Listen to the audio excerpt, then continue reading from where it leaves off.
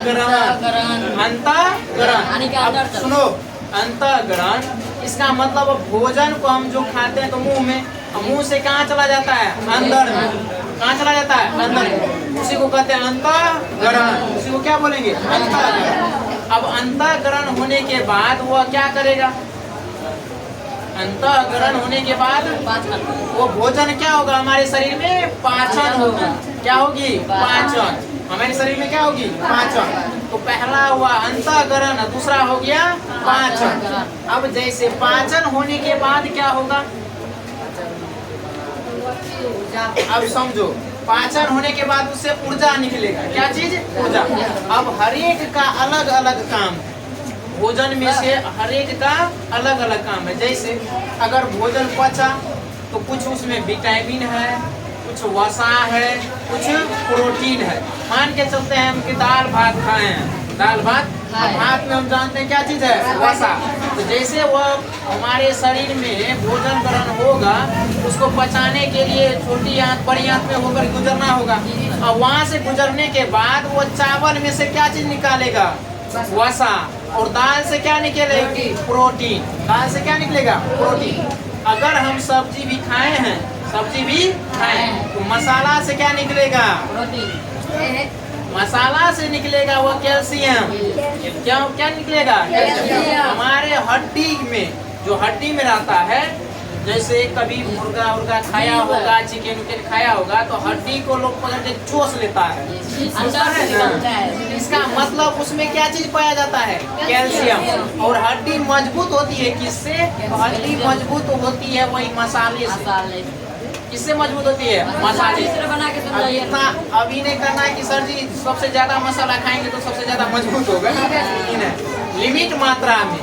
क्या चीज है? लिमिट मात्रा में। लेकिन ऐसा कहा जाता है कि अगर मसाला खाता है तो वो उसका शरीर मजबूत होता है, नमक खाता है तो उसका शरीर मजबूत होता, मतलब हड्डी मजबूत होता है। तो छोटा बच्चा को शुरुआती तौर से उसका क्या दिया जाता है? पानी के दिया जाता है।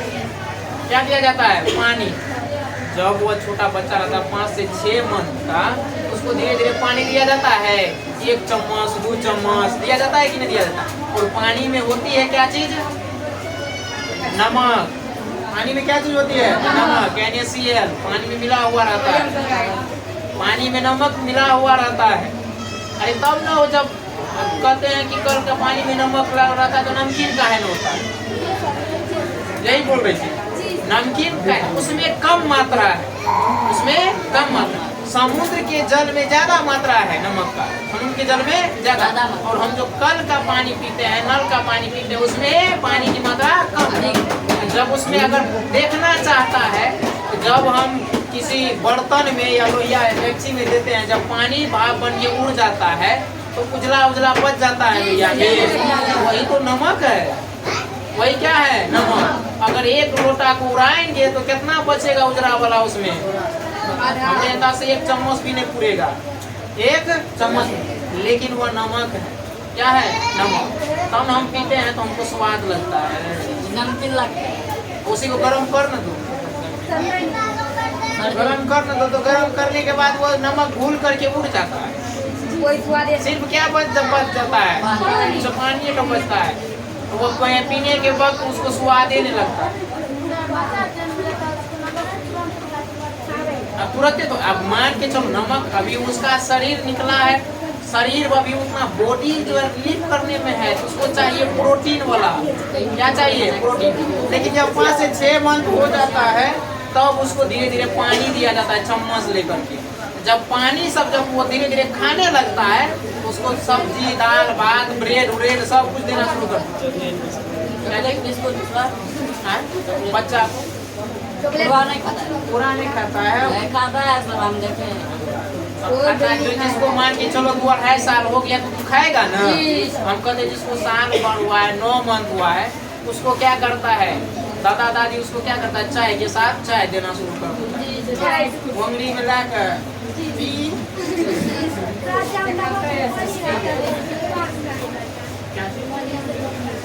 क्या कह रहा है कि उपवास करता, पानी नहीं पीना चाहिए। तो गलत बात है, नहीं पीना चाहिए, नमक रहता है। अब उपवास करने वाला हम नमक नहीं खाएंगे लेकिन पानी पिएंगे। जब तक पिएगा तो उसको सबूर कहाँ मिलने वाला है। माहौल नहीं पीने के लिए जैसे नवरात्र 9 दिन का होता है ना, उसमें उपवास करता है तो क्या 9 दिन पानी नहीं पीता है? पीता है। वही नमक तो उसको जीवित रखता है, बॉडी में उतना काम करवाता है। नमक खाता नहीं है, लेकिन वो तो नमक जाता है जल के साथ ना। और ये मात्रा कम है, मात्रा कम है, लेकिन जाता है नमक के साथ ना, जाता है नमक के साथ। नहीं तो सर पानी पीता है। अब ऊर्जा बन गया, ऊर्जा से अपना क्या प्रोटीन वसा सब कुछ निकल गया। अब बच गया खाना में क्या चीज? सिर्फ अवशिष्ट पदार्थ। क्या बच गया? अवशिष्ट पदार्थ। तो उसको कहते हैं मल मूत्र। उसको क्या कहते हैं? मल। तो यही क्रिया हो जाता है जंतुओं में पोषण। यही क्रिया क्या हो जाता है जंतुओं में? तो पहला क्या हो गया? अंतःकरण। दूसरा क्या हो गया? पाचन। अंतःकरण, भोजन पहले ग्रहण करेंगे तब वह पाचन होगा, तब उससे ऊर्जा निकलेगा। क्या निकलेगा? ऊर्जा। सबका अलग अलग काम है। जो वसा निकालने का काम है तो देखेगा भोजन पचा, डायरेक्ट ऊर्जा निकाल लिया। किसी का काम है प्रोटीन निकालना तो गया प्रोटीन ले लिया। अब किसी का काम है जैसे ब्लड में हीमोग्लोबिन मिला हुआ रहता है ना, अब हीमोग्लोबिन के साथ वो ऑक्सीजन भी रहता है। जैसे इधर से धड़कन प्रेशर देता है 120 के रफ्तार से, किसके रफ्तार से? 120 के रफ्तार से, तो सब कोशिका टूट पड़ता है। जैसे फ्री वाला सामान लूटने में कैसे लगता है? जिसको जो मिला ले लिया। ठीक उसी प्रकार से कोशिका जो है ना, जब ब्लड का प्रेशर निकलता है धड़कन से, हृदय से, तो ब्लड का प्रेशर में तो हीमोग्लोबिन, ब्लड, उसके बाद क्या चीज? ऑक्सीजन रहता है। तो हर एक कोशिका जाएगा या एक बैग जो जाएगा कि उस पर कोई जाएगा ऑक्सीजन चुरा लेगा, कोई जाएगा ब्लड ले लेगा और अपना अपना काम करना शुरू कर देगा। क्या करना शुरू कर देता है? ठीक उसी प्रकार से भोजन जब पच जाता है तो उससे सब अपना अपना कोई वसा ले रहा है तो कोई प्रोटीन ले रहा है और सब ले करके ऊर्जा बना रहा है। क्या ले रहा है? ऊर्जा। ऊर्जा बनाएगा, बनाता है कौन? तो कोशिका। तो जाएगा लाने के लिए कौन? कोशिका। हर एक कोशिका में है कौन? माइटोकॉन्ड्रिया। वही क्या करता है? ऊर्जा बनाता है। कोशिका का जो है मेन मालिक कौन होता है? न्यूक्लियस। कोशिका का मेन मालिक, यानी आदेश देने का काम कौन करता है? न्यूक्लियस आदेश देगा किसको? माइटोकॉन्ड्रिया को। ले आए हैं भोजन में से बना ऊर्जा।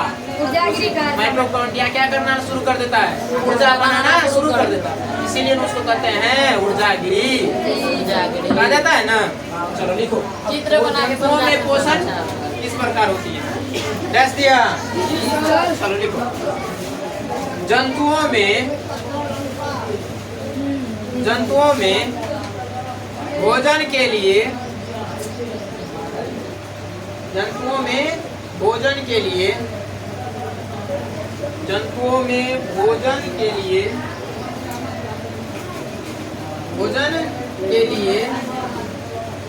पूर्ण रूप से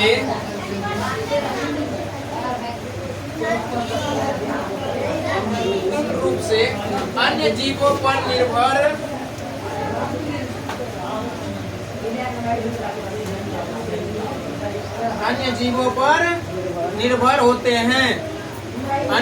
पर निर्भर होते हैं। जो इनका लक्षण है,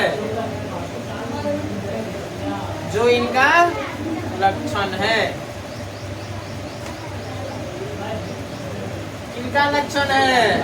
जंतुओं का। किसका लक्षण है? जंतुओं का, जो इनका लक्षण है। अब यहाँ एक बात समझ में आया कि कौन दूसरे पर निर्भर क्यों रहता है। जैसे अगर हम बात करें गाय भैंस का, किसका? गाय भैंस का। गाय भैंस खाता है क्या चीज? घास। तो क्या वो दूसरे पर निर्भर है ना? अब गाय भैंस को खा जाता है कौन? शेर उड़ खा जाता है। वैसे अगर समझना है तो डायरेक्ट यहाँ से वो जीवन चक्र होता है ना। जैसे गाय किसको घास खाती है? बकरी। बकरी को खा जाता है कौन? मनुष्य।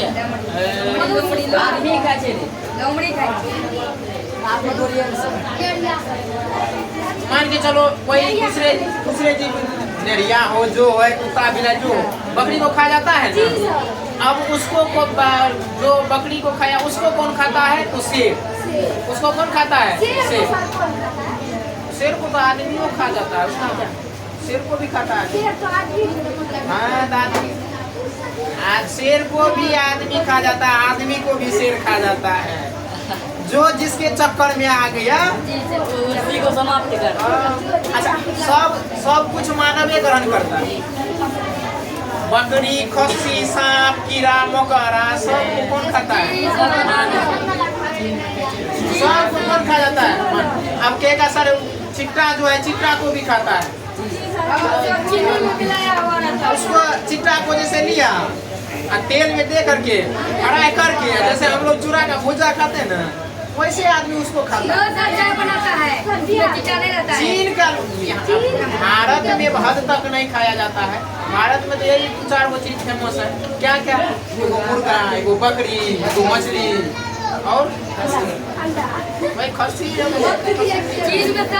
वो तो सबको जानवर उन्होंने सब कोरोना वायरस उसी से न फैला था।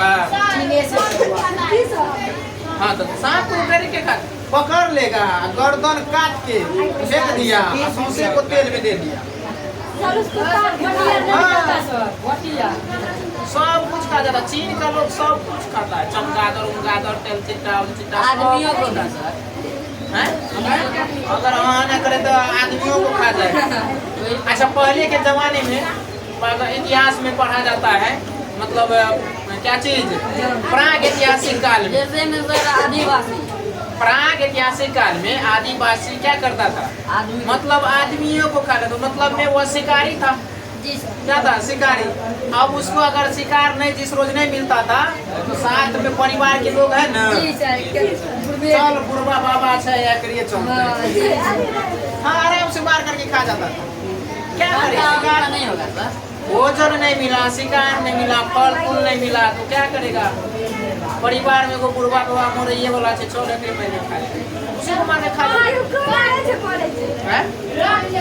हाँ दादा, उस समय तोरे पकाने वाला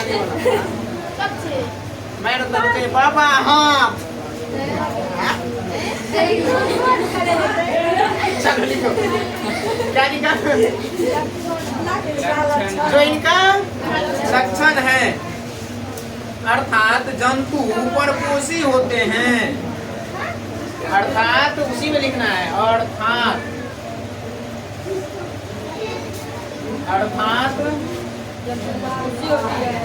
जंतु क्या होते हैं? परपोषी होते हैं।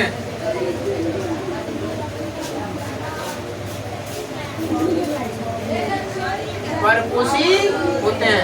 अब परपोषी कितने प्रकार का लिखाते हैं? लिखो, परपोषी होते हैं। परपोषी जंतु, उसी में लिखना है, परपोषी जंतु परपोषी जंतु मृत जीवी, मृत जीवी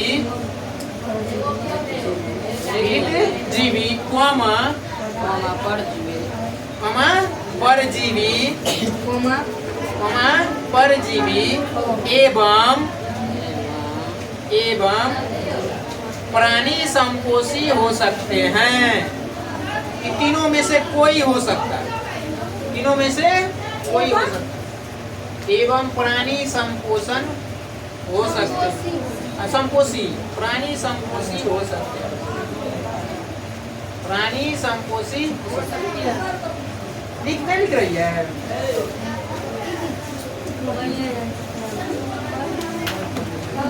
अच्छा, तुमको बोले 5 पेज लिखने के लिए लिख क्या दिए है? विक्रम सर जी को दिखाओ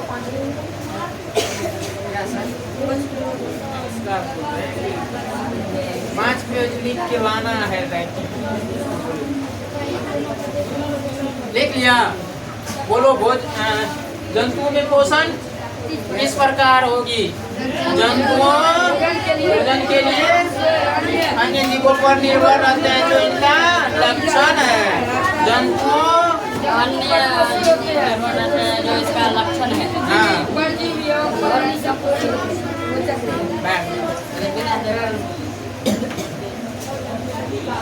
और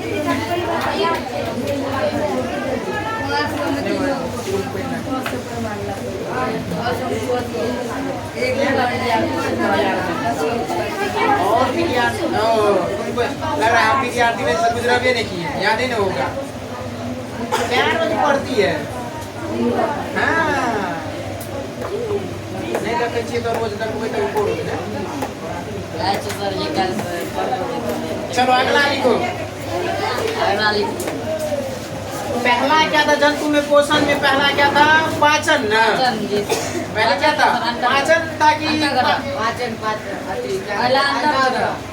अंतःग्रहण था? जी सर। चलो मनुष्य में पाचन तंत्र पहले लिखा। डैश देंगे। हाँ मनुष्य में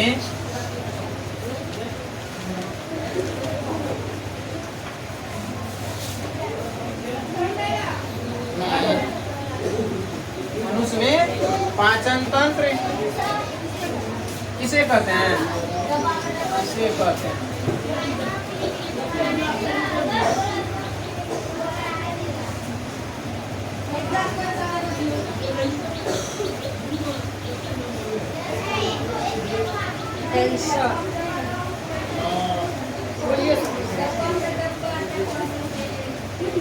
देखो मनुष्य तथा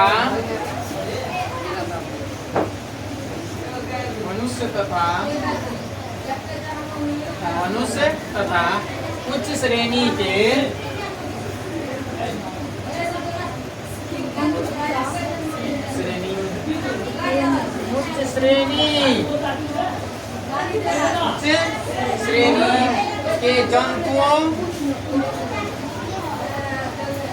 उच्च श्रेणी के जंतुओं में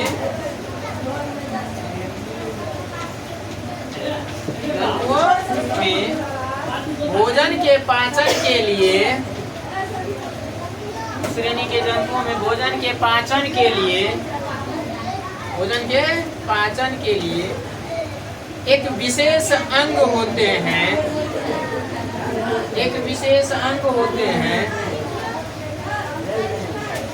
एक विशेष अंग होते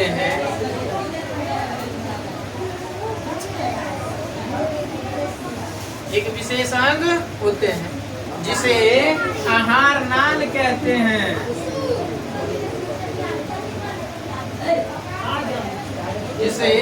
आहार नाल कहते हैं।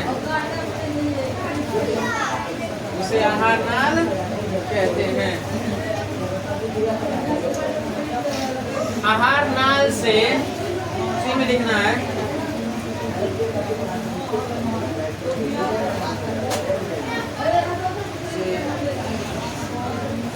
आहार नाल से संबंधित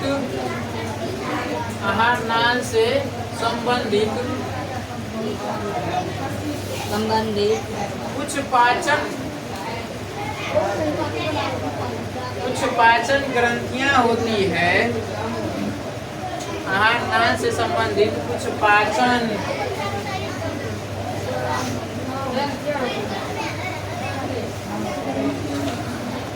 ग्रंथियां होती है। पाचन ग्रंथियां होती है जो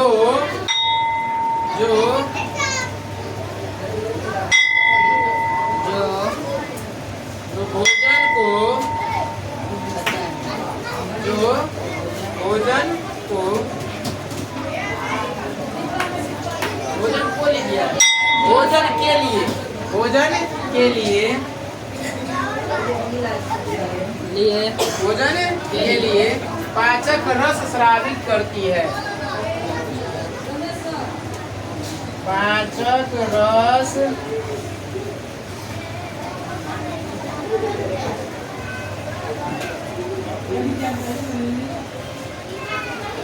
स्रावित करती है।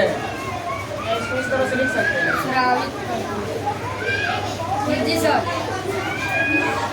जिस तरह से लिखना है, स्रावित करती है।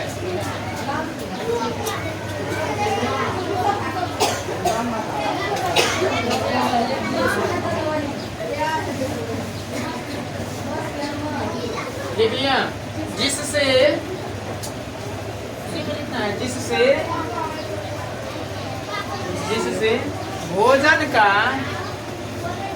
जिससे भोजन का पाचन होता है।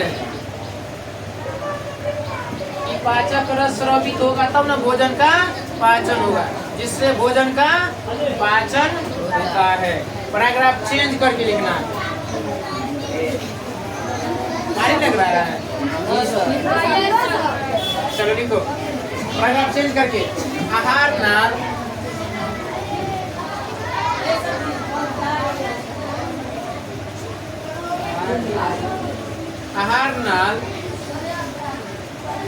इससे संबंधित पाचक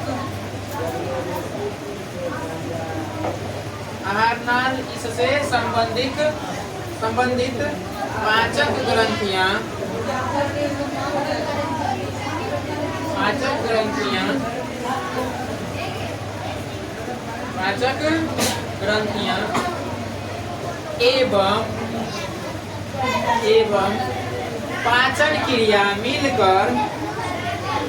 एवं पाचन क्रिया मिलकर पाचन तंत्र का निर्माण करती है।